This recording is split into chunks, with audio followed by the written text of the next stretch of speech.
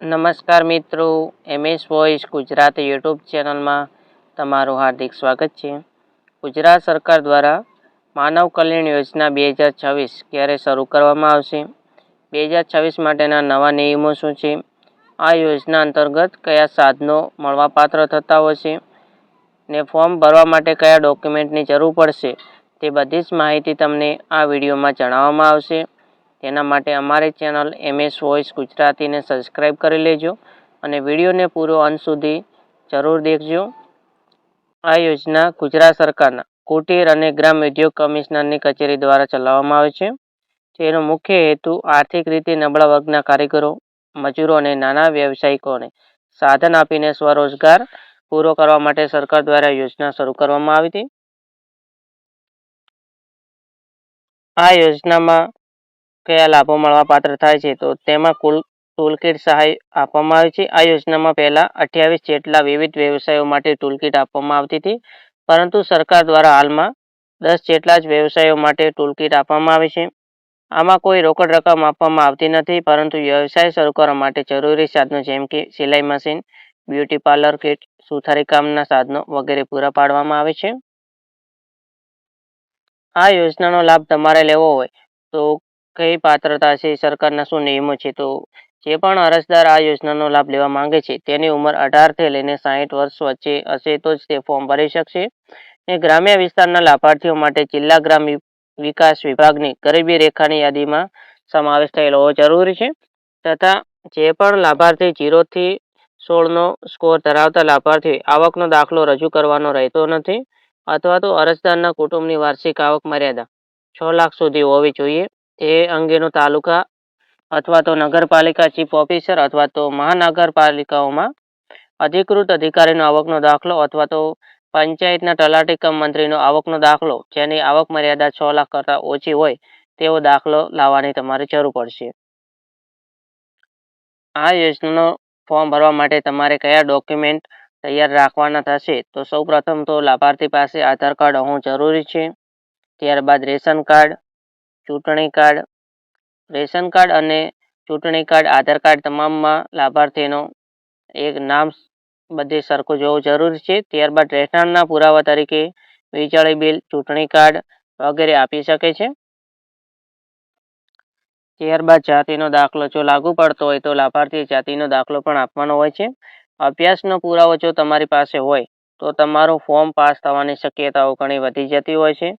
ત્યારબાદ વ્યવસાયનો અનુભવ અથવા તાલીમ લીધી હોય તેનું પણ પ્રમાણપત્રની જરૂર પડી શકે છે. અને ઈ શ્રમ કાર્ડ, ઈ શ્રમ કાર્ડ તમે જે પણ યોજના એટલે કે જે પણ ટૂલકીટ માટેનું તમે ફોર્મ ભરી રહ્યા છો તે જ ટૂલકીટનું ઈ શ્રમ કાર્ડ હોય તો તમારો ફોર્મ 100% પાસ થવાની શક્યતા રહે છે. અને આના સિવાય માનવ કલ્યાણ યોજનાનો લાભ લેવા માટેનું એક બાંધેરી પત્રક પણ આવે છે. તે બાંધેરી પત્રક તમને આ યોજનાની વેબસાઇટ ઉપરથી તમને મળી જશે. આ યોજના અંતર્ગત કયા વ્યવસાય એટલે કે ધંધા માટે સહાય સરકાર દ્વારા પૂરી પાડવામાં આવે છે? તો જે પણ મિત્રો દરજીકામ કરે છે તેના માટે સિલાઈ મશીન યોજના છે, બ્યુટી પાર્લર યોજના, મોબાઈલ રિપેરિંગ યોજના, પ્લમ્બિંગ અને કડિયા કામને લગતું કામ હોય, સુથારી કામ હોય કે લુહારી કામ, ધોબી કામ, પાપડ અને અથાણા બનાવટ માટેનું કામ, પંચર કીટ અને વાહન સર્વિસિંગ માટેનું કામ પણ હોય છે. તથા જે પણ મિત્રો દૂધ ડેરીને લગતું કામ કરે છે તો તેમને દૂધ ડેરી માટેના પણ સાધન સરકાર દ્વારા પૂરા પાડવામાં આવતા હોય છે. જે પણ મિત્રો ઇલેક્ટ્રોનિક્સને લગતું કામ કરતા હોય છે તેના માટે પણ તેમને સહાય આપવામાં આવતી હોય છે. આ વિડીયોમાં ટોપ 10 જે વસ્તુ સરકાર દ્વારા મોટા ભાગે સાધન સહાય આપવામાં આવતી હોય છે તેમાં તમને કયા સાધનો અને કેટલા પ્રમાણમાં સાધન મળવાપાત્ર થશે તેની વાત કરીએ તો સૌપ્રથમ અથાણા બનાવટ માટેનો જે પણ લાભાર્થી વ્યવસાય કરે છે તેનું એક સ્ટીલનું તપેલું આપવામાં આવે છે. ત્યારબાદ ઇલેક્ટ્રોનિક્સ વજન કાંટો આપવામાં આવે છે ને આ વજન કાંટો 20 kg સુધીની મર્યાદાનો હોઈ શકે છે. ત્યારબાદ બોટલ અને સીલિંગ મશીન પણ આપવામાં આવે છે અને એક મિક્સર ગ્રાઇન્ડર મોટર સાથે પણ તેમને આપવામાં આવતું હોય છે.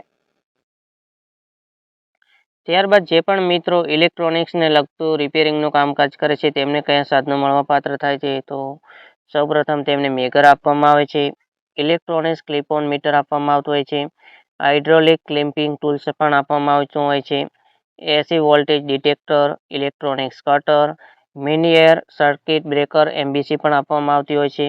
એક તેમને ડ્રીલ મશીન આપવામાં આવે છે અને એક મલ્ટીમીટર આપવામાં આવતું હોય છે.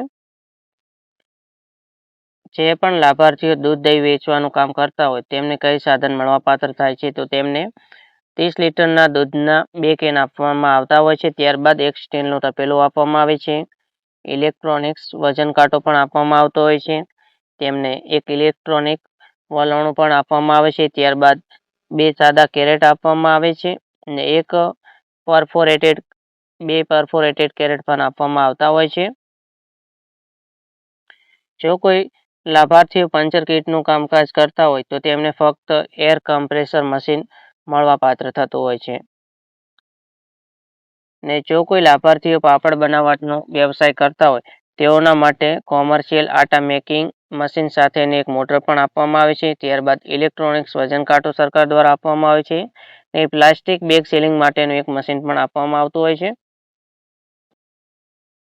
પ્લમ્બર કામ માટે કયા સાધનો મળવાપાત્ર થાય છે, તો તેમાં મલ્ટિપલ ટૂલ કિટ્સ આપવામાં આવે છે, જેમાં વિવિધ પ્રકારના પાના અને ડિસમિસ પણ હોય છે. ત્યારબાદ એક ડિસ્ટ ગ્રાઇન્ડર આપવામાં આવે છે, એક હેમર મશીન આપવામાં આવે છે, પાઇપને આંટા પાડવાની કીટ આપવામાં આવતી હોય છે. ત્યારબાદ એક તેમને ડ્રીલ મશીન આપવામાં આવતું હોય છે. બ્યુટી પાર્લર યોજનામાં તેમને એક સ્ટીલરાઇઝર યુનિટ, જેમાં એક બધા સાધન મેકવા માટેનું કેબિન આપવામાં આવે છે ને ત્યારબાદ એક બ્યુટી પાર્લર ચેર પણ આપવામાં આવતી હોય છે. ને જે પણ બહેનો ભરતકામ માટેનું કામકાજ કરે છે તેમના માટે સરકાર દ્વારા એક સંચો આપવામાં આવે છે અને સંચાની સાથે તેમને એક પીવીસી ટેબલ પણ આપવામાં આવતું હોય છે. વાહન રિપેરિંગ અને સર્વિસ માટે કયા વસ્તુ આપવામાં આવે છે, તો તેમાં એક ઇલેક્ટ્રિક પ્રેશર પંપ આપવામાં આવે છે, મલ્ટીપર્પઝ ટૂલ કિટ આપવામાં આવતી હોય છે અને એક નાનો ચેક આપવામાં આવે છે.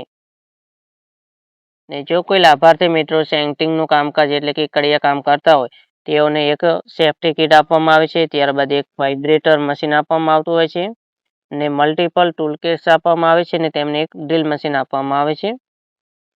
2024 માટે સરકાર દ્વારા હજી માનવ કલ્યાણ યોજના માટેની જાહેરાત કરવામાં આવી નથી, પરંતુ સરકાર દ્વારા જ્યારે પણ જાહેરાત કરવામાં આવશે ત્યારે આમાં જેટલા પણ વ્યવસાયો માટે સાધન સામગ્રી આપવામાં આવે છે તેમાં સરકાર દ્વારા કાં તો વધારો કરવામાં આવી શકે છે અથવા ઘટાડો પણ કરવામાં આવી શકે છે.